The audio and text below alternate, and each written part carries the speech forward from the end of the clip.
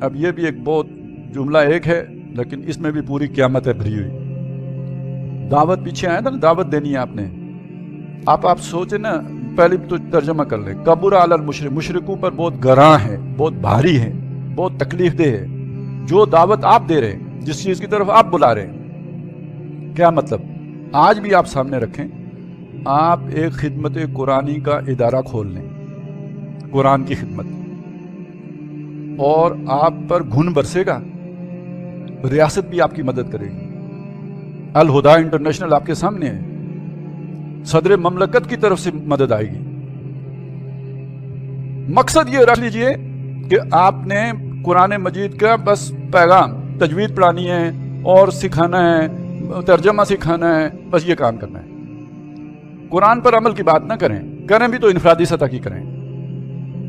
Okay, آپ کے لیے گن برسے گا، فیسیلیٹیشن ہوگی، آپ جتنے مرضی جو ہے آگے پیچھے اپنے پر پھیلائیں، کوئی ایشو نہیں. آپ خدمت خلق کا ادارہ بنا لیں. آپ کے سامنے ہیں وہ جو بابا جی فوت ہو گئے، عیدی صاحب، عبدالستار عیدی صاحب. ساری جہاں آپ کو ہاتھوں پہ اٹھائے گا. خدمت خلق کتنا بڑا کام ہے، لوگ اس کو جو ہے بہت اپریشیٹ کریں گے، اور جو ان کے خلاف بولے گا اس کو سینگوں پہ اٹھائیں گے. آپ کوئی تعلیمی ادارہ بنا لیجئے ویلفیئر کا کی بنیاد پہ کہ بھائی غریبوں کے بچوں کو تعلیم دیں گے، لوگوں کو اچھی کوالٹی ایجوکیشن دیں گے، اس کو بھی لوگ اپریشیٹ کریں گے. آپ ہاسپٹل کھول لیجئے، اس پر لوگوں کو بلائیے. لوگ آپ کو کتنا بڑا اسپتال عمران خان نے جو بنا کے دے دیا، بنا کے دے دیں گے. وسائل تو لوگوں نے پرووائڈ کیے ہیں. یہ دعوتیں چل جائیں گی. آپ کہیے اقامت دین کی دعوت سچی اور کھری، کوئی گھاس ڈالنے کے لیے تیار نہیں ہوگا، کیونکہ سب کے پیٹ پہ لات مار رہے ہیں آپ. عوام کو سمجھ نہیں آ رہی ہے آپ کیا کریں. ان کی سمجھ ہی چھوٹی ہوتی ہے. جن کی سمجھ ہے، جن کی صلاحیت ہے، جن میں کوئی قابلیت ہے، وہ اس باطل نظام کو بیچ چکے. وہ سمجھ رہے ہیں آپ کیا کہہ رہے ہیں. ان پر آپ کی دعوت بہت گراں ہے. جن کے پاس وسائل ہے وہ اپنے وسائل آپ پر جھونکنے کے لیے تیار نہیں، کیونکہ آپ تو یہ سارا خود ان کے پاؤں کاٹنے کی تدبیریں کر رہے ہیں. تو اے نبی، آپ جس شے کی طرف بلا رہے ہیں یہ لوگ سننے کے لیے اس کو تیار نہیں ہوں گے. کبر علی المشرکین ما تدعوہم الیہ، یہ ایسا سمجھ لیں کہ آپ نے ایک پروڈکٹ تیار کی اپنی فیکٹری میں اور اپنے مارکیٹ والے کو دی، اسے کہا کہ یہ بیچو، ویسے خریدے گا کوئی نہیں. اللہ نے کہا یہ دعوت ہے میرے دین کی، جائیے دیجئے، لیکن لوگوں پر بہت بھاری ہے، اسے قبول نہیں کریں گے. لہذا تسلی دینے کی ضرورت تھی یا نہیں؟ وہ آگے تسلی دی ہے، اللہ یجتبی الیہ من یشاء. آپ اس بات کو چھوڑیں کہ لوگوں میں ایکسیپٹنس ہے یا نہیں. اللہ اپنی طرف کھینچ لے گا جس کو چاہے گا خود. آپ یہ جیسے ابراہیم علیہ السلام کو کہا تھا نا کہ آپ اعلان کر دیجئے کہ حج ہوگا، لوگ چلے آئیں گے، اللہ ان کو کھینچ کے لے آئے گا. اس طرح سمجھ لیجئے کہ آپ یہ دعوت دیجئے، لوگوں پر ہیں بہت گراں، لیکن ان میں سے جس کو اللہ تعالیٰ کھینچنا چاہے گا اپنی طرف اسے کھینچ لے گا. وَيَهْدِي إِلَيْهِ مَن يُنِيبُ. کچھ ہوں گے سر پھرے کہ جو تلاش میں ہوں گے کہ اس ظلم کا خاتمہ کیسے کریں، یہ جو معاشرے کے اندر اونچ نیچ ہے، جو یہ سارا آوے کا آوا بگڑا ہوا ہے، اسے ٹھیک کیسے کریں، اس کی اصلاح کیسے کریں، ان کو اللہ تعالیٰ آپ کے ذریعے سے یہ ہدایت دے دے گا. وَيَهْدِي إِلَيْهِ مَن يُنِيبُ. اب یہاں پہ اس بات کو بھی سمجھ لیں کہ انسان کا اللہ کے لیے عمل کرنا، میں خالص اللہ کے لیے عمل کر رہا ہوں، اس کا ایک امتحان یہ بھی ہے کہ وہ ایک ایسا کام کر رہا ہے جس کے نتیجہ خیز ہونے کی کوئی امید نہیں. دنیا میں اس کے نتیجہ نکلنے کے بظاہر کوئی احوال نظر نہیں آتے، حالات نہیں ہے کہ دنیا اس کا ساتھ دے گی.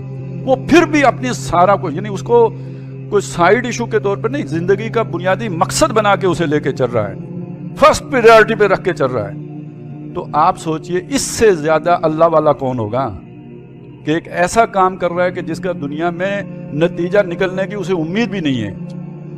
تو کسی بھی انسان کے صحیح معنوں میں تزکیہ یافتہ ہونے کی یا اس کا عمل اللہ کی رضا کے لیے ہو رہا ہے، اس کی علامت یہ ہوگی کہ وہ اس اقامت دین کی جدوجہد میں اپنے آپ کو کھپائے، جس کے بارے میں اللہ خود کہتا ہے اسے لوگ قبول کرنے کے لیے تیار نہیں ہیں. اور آج بھی دنیا میں اسلام کا یہ ورژن قبول کرنے کے لیے، آپ سوچیں نا، آپ صوفی اسلام کی بات کریں، آپ کو ویسے ایک چھوٹی سی جماعت بنا لیں، کوئی NGO، فنڈنگ شروع ہو جائے گی.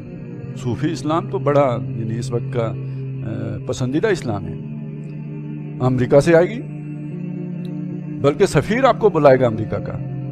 आप यहाँ पे किसी ताबीर की गलती वाले का जो है नैरेटिव बयान करना शुरू कीजिए, आपकी फैसिलिटेशन शुरू हो जाएगी, आपको मेन स्ट्रीम मीडिया पे गुंजाइश मिल जाएगी। और ये बात आपके लिए न सिर्फ अजनबी है, बल्कि ये क्या शय है, ये इसका नतीजा आप फंडामेंटलिस्ट हैं। और फंडामेंटलिज्म हम जब कहते हैं तो हम तो फख्र से कहते हैं, लेकिन फंडामेंटलिज्म एक लेवल से ऊपर इक्वल टू टेररिज्म है, और उसमें कोई फर्क, ये तो बिल्कुल ऐसी ही बात है जैसे आपने किसी को कहा वालिद साहब, या किसी को कहा वो जो दूसरी तरह जो बात करते हैं, इतना सारा फर्क है। उनकी नजर में फंडामेंटलिज्म बिल्कुल बराबर है टेररिज्म के। तो इस दावत की गुंजाइश किधर है? डॉक्टर इसरार अहमद फरमाया करते थे कि ये वो दावत है जिसको न जमीन गजा देने के लिए तैयार है, न इसके के लिए जो फजा जो है ऑक्सीजन देने के लिए तैयार है। जो इस वक्त आलमी जो है फिक्र, सोच, गलबा सेकुलरिज्म का, उसमें इस फिक्र की कोई गुंजाइश नहीं। और जो इस वक्त मजहबी ग्राउंड है, जो मजहबी तसव्वुरात हैं, उसकी भी कोई गुंजाइश नहीं। यही वजह है जिसने यहाँ पे पनिपना है, दीन के नाम पर जिसने वोट लेने हैं, दीन के नाम पर जिसने लोगों को अट्रैक्ट करना है, वो अगर इस फिक्र पर थे भी तो इससे खिसके, क्योंकि इसकी गुंजाइश नहीं थी। तो उन्होंने अगर लोगों को अट्रैक्ट करना था, फिर कोई और नई डुगडुगी बजाओ, कोई नया तरीका इख्तियार करो, कोई तज़किये का नया तस्वुर लेके आओ, कोई इकामत दीन का नया खखेड़ जो है वो निकालो। ये सारे उन्होंने फिर इनहराफात किए, इसलिए किए कि इसकी गुंजाइश नहीं थी।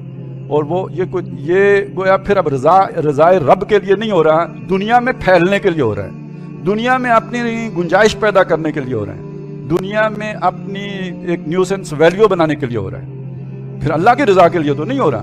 अगर अल्लाह के लिए रजा के लिए करना है तो अल्लाह का हुक्म ये है, आओ मैदान में, आपको कोई घास नहीं डालने के लिए तैयार, फिर भी आओ क्योंकि अल्लाह का हुक्म है।